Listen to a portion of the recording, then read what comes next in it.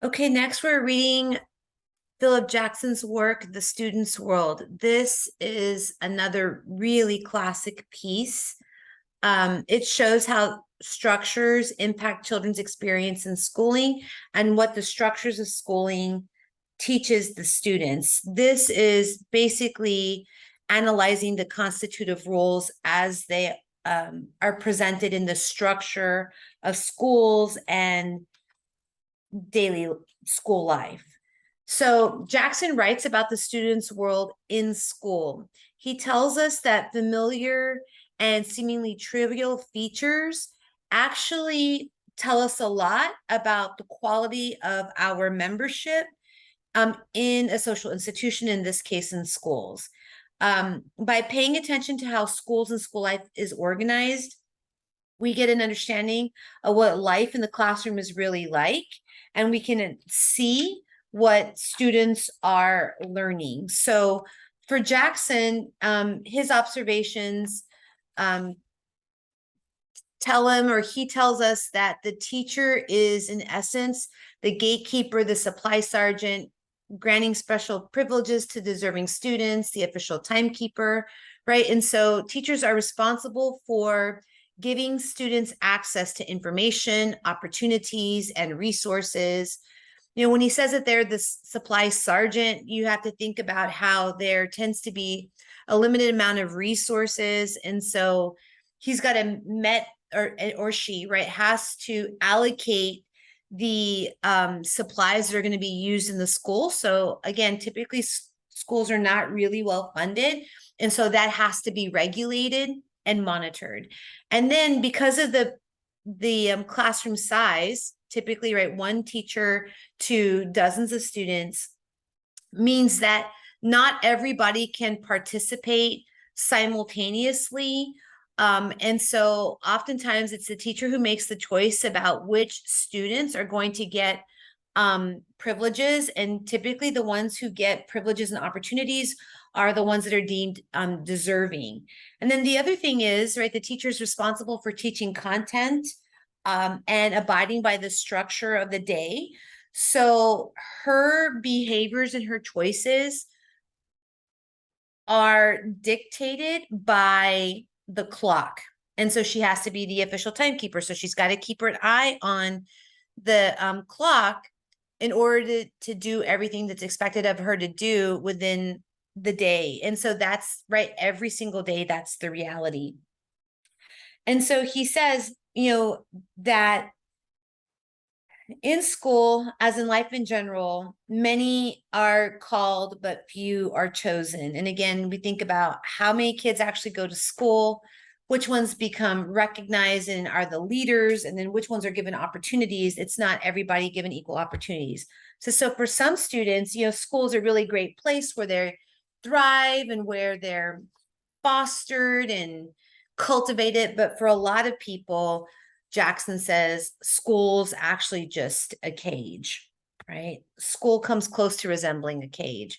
The problem of institutional living. So this is when he talks about this kind of problem of institutional living, what he means is that we are spending a huge chunk of our day, children, right, are spending a huge chunk of their day in school, being governed by this person or these people who are gatekeepers, supply sergeants, granting, you know, privileges, official timekeepers, right? And it's day in and day out for hours on end. And he says that if you actually look at how children are spending their time, most of the time is actually spent in neutral, where they are not actually doing anything, or you know, they're waiting their turn, right?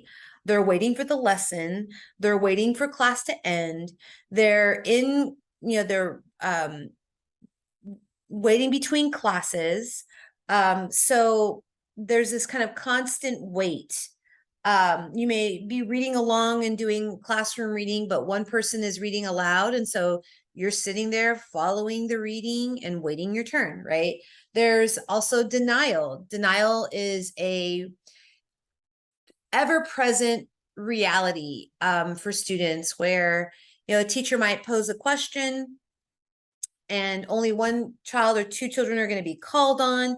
Oftentimes kids are asked if they can do things and they're told no.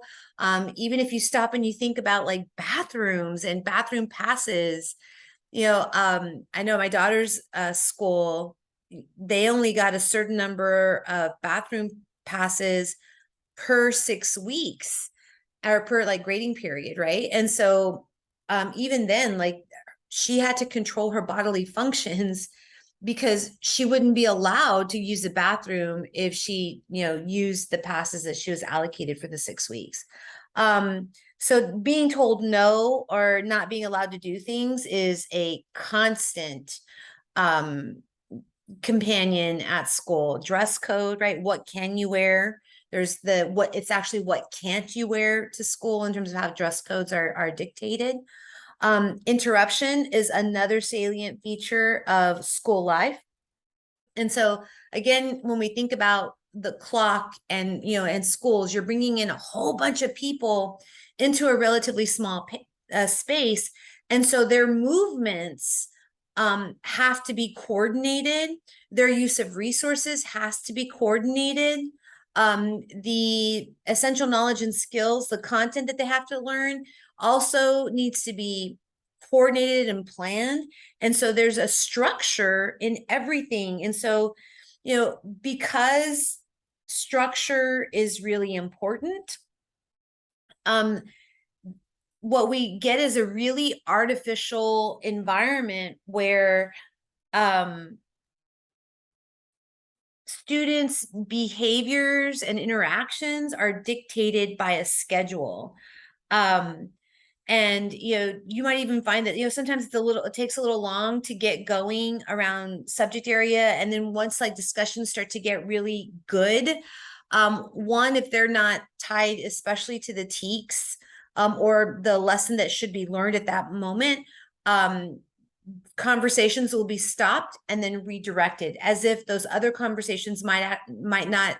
The assumption is they don't produce meaningful learning because they're not associated with the expected content area that must be covered, right? And then if the clock or the bell rings and it's time for no more social studies, now it ends at 11:14, like we're supposed to stop. And so teachers are often kind of faced with having to artificially close a lesson in order to conform to the time expectations, or students are so conditioned to follow the clock that they will interrupt and shut down on the learning to conform to the clock, right? And I know, I don't how many times I've told my students, I have you until this time.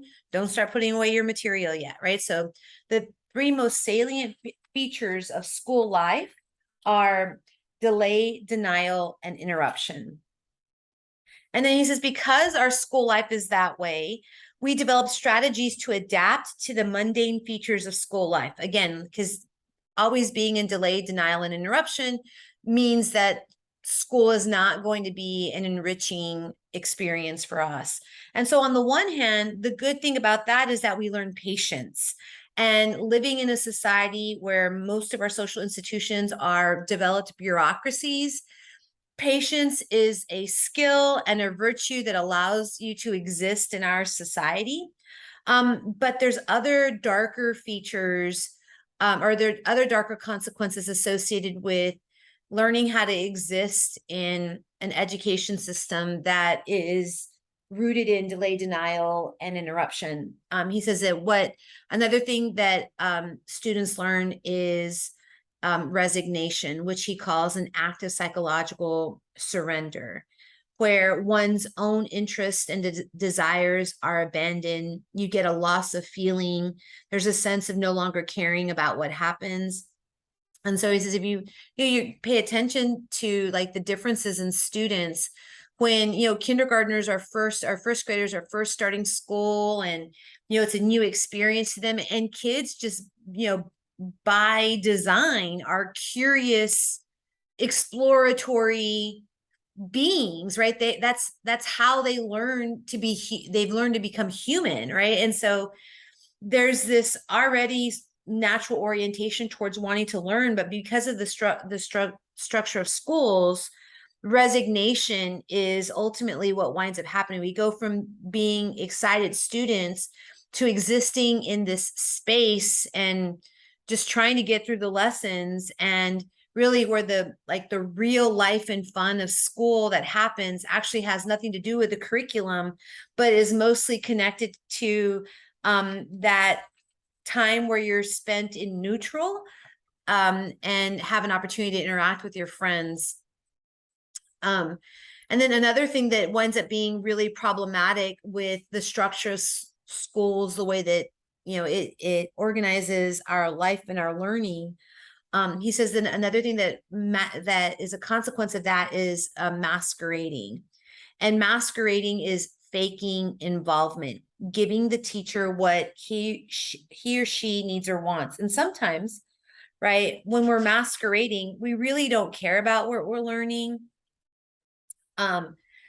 We're not vested in it. So our energy is invested in making it look like we care and we're involved. And that's also super problematic because the curiosity and the learning and the integration of information and understanding of the human social world, like we really don't get to a place where we appreciate it because we're just kind of going through the motions, so that we can check boxes and curry favor.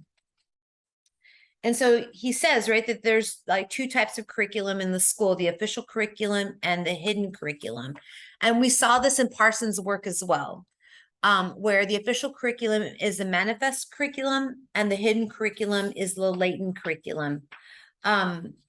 And the structure of the school, on the one hand, like there's explicit goals in terms of what people or what the school wants you to learn, the 3 R's: reading, or writing, and arithmetic, and then the Texas Essential Knowledge and Skills, right? It breaks it down by very specific types of information.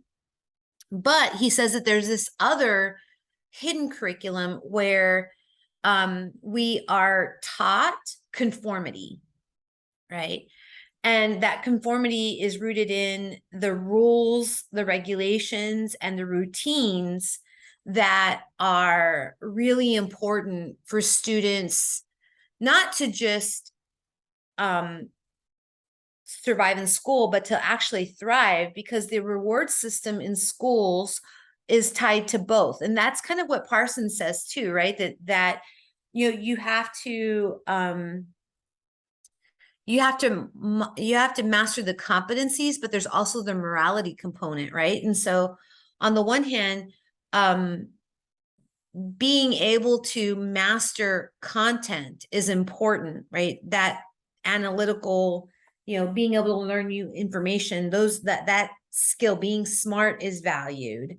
But the conformity is also super important in terms of the reward system in schools. That conformity to institutional expectations elicits praise from educators. So if you stop and you think about your own schooling experience, right, you get credit for just following rules, right?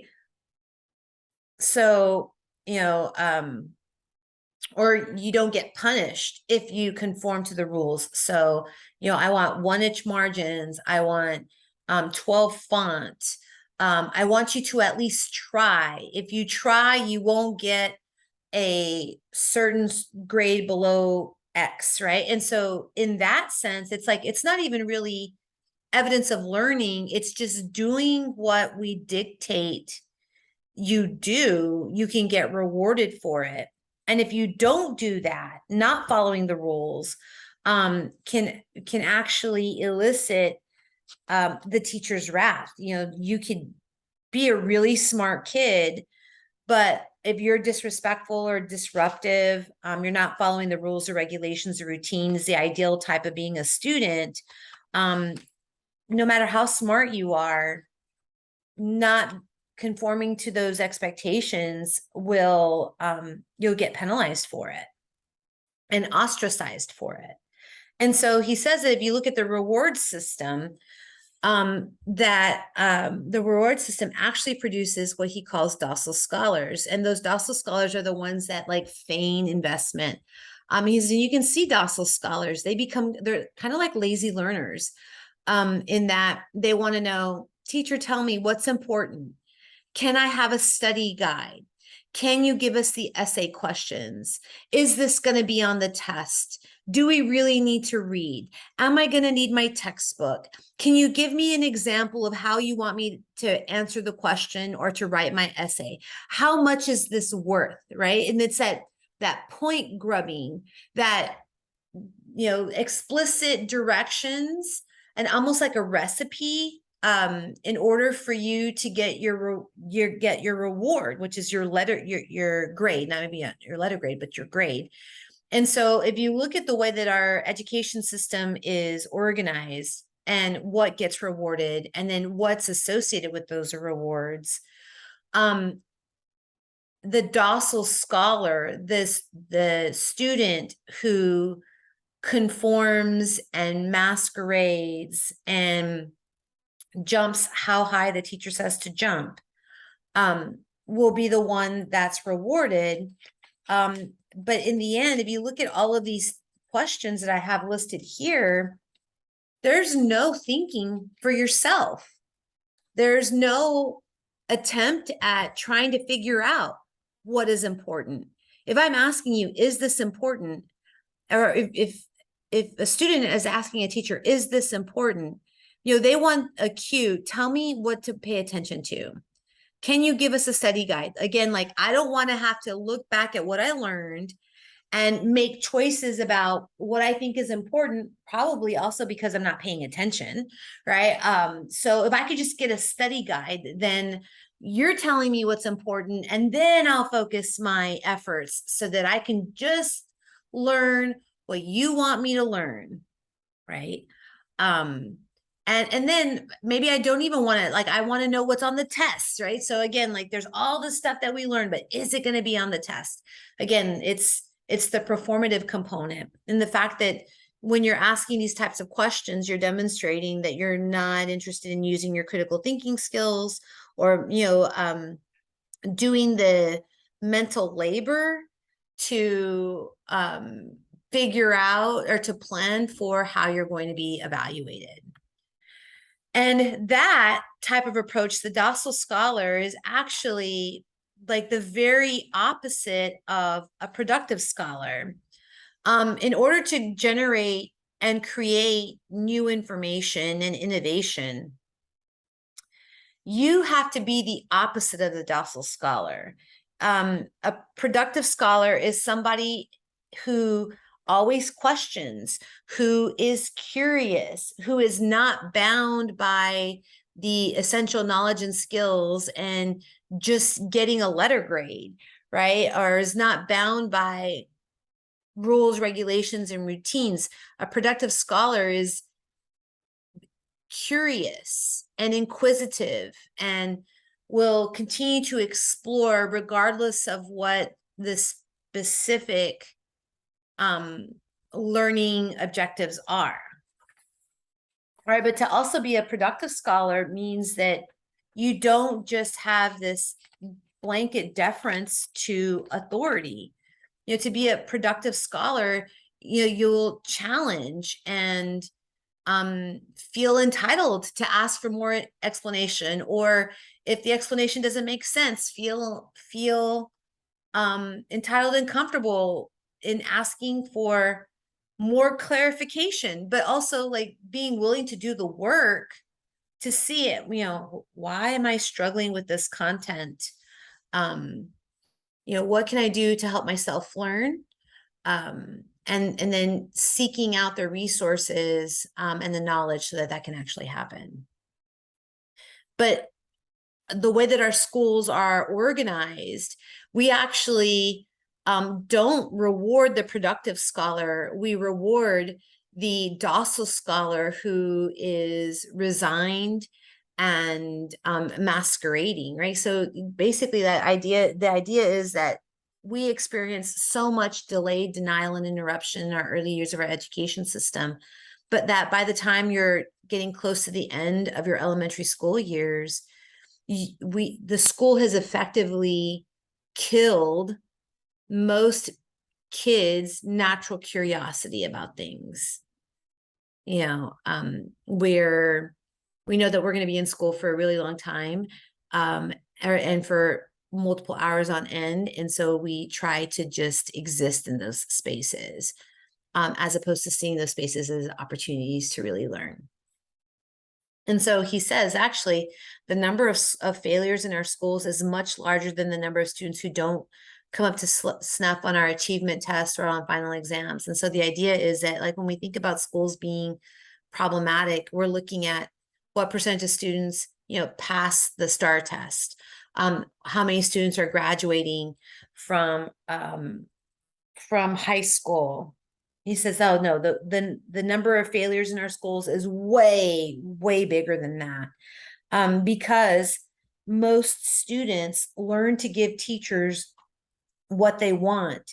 They've forgotten how to use their mental powers to give themselves what they want when the teacher is not around, right? So all of that delay, denial, interruption, that leads to patience and, what's worse, resignation or masquerading. Basically, we turn off that intellectual curiosity. We turn off the critical lens that has us noticing weird contradictions in what we're learning, right?